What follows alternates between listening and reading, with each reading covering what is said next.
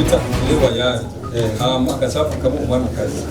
umwamikazi mata amagi babyaze ndio murashava muti tugiye turondera abamikazi bigakora eco rero je komeye voilà l'innovation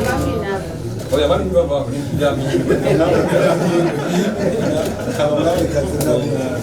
kandi byamini ni byamba iyo bigeze akubema kuzanifa okay amagato afuki iyo tuve guhakura tutapima ubuki bwacu tukaraba ko ubuki bukomeye kuko mu bisanzwe ubuki baza gucuruza buba bufise dongere y'amazi ya 17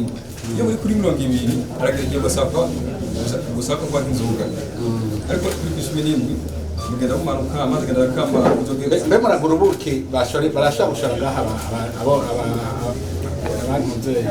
abavuzi turikora n'abavumbi turagenda mwigisha sanzwe ibyo korora inzuki mu gihugu cyambere nabigisha amakuzazana kandi kubagurira nakare ari byo bata ibishashara by'ibintu by'inzuki rero tubizatamo umusaruro tatubikoramo amabuji tatubikoramo n'amavuta yo kwisiga agira mu bishashara kubera ishashara isanzwe kwa mascatization rero iyo ukoze amavuta yo kwisiga tuzusanga ishashara n'amavuta ya elayo matune sol tuzusanga ishashara tuzusanga amavuta yo kwisiga amagwara zo kuko ane ngama noza amabuji yose ateza gusuka cyane ushatse ko yera biba byagenze gute zera zave n'amakuru abashiramo rero ishashara irashobora kuba yera biba ishashara ngene zimeze ubuki ni gusa ari ubwirabura ari n'ubwera ari n'ubundi usanga buhinze rero tujya kenshi twakora ku isoko abarimo petroleum usanga atari ishashara kama yego kama turagira n'umutobe utambiye jus de miel n'amazi n'ubuki gasemo n'akadimu gakeyi tukaza dushyira ngaho nasuka twongera mu kuko twitwaho ni jus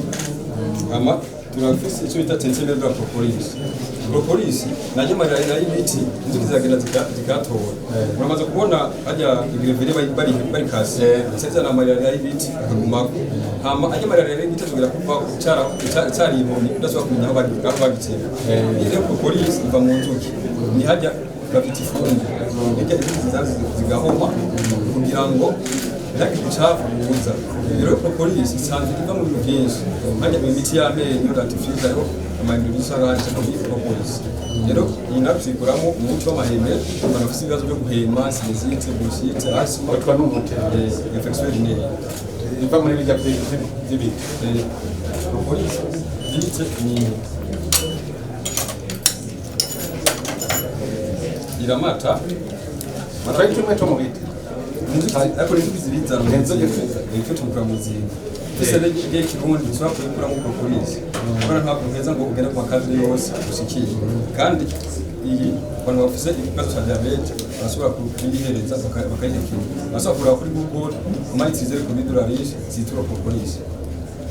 yego mbona kazoza yacu kuba turi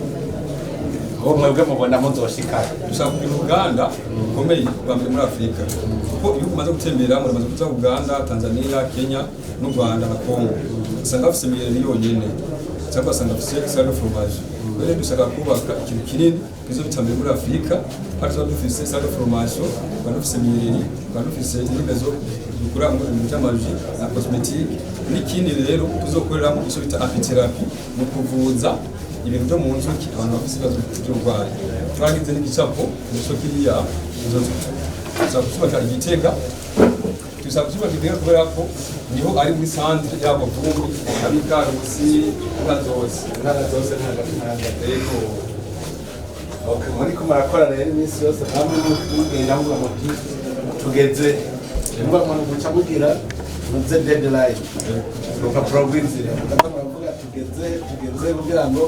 umenye hasigaye ashaka mwavuze muti ni 2040 gasanga 2030 kamaze kwaje rero mugire rero ruka province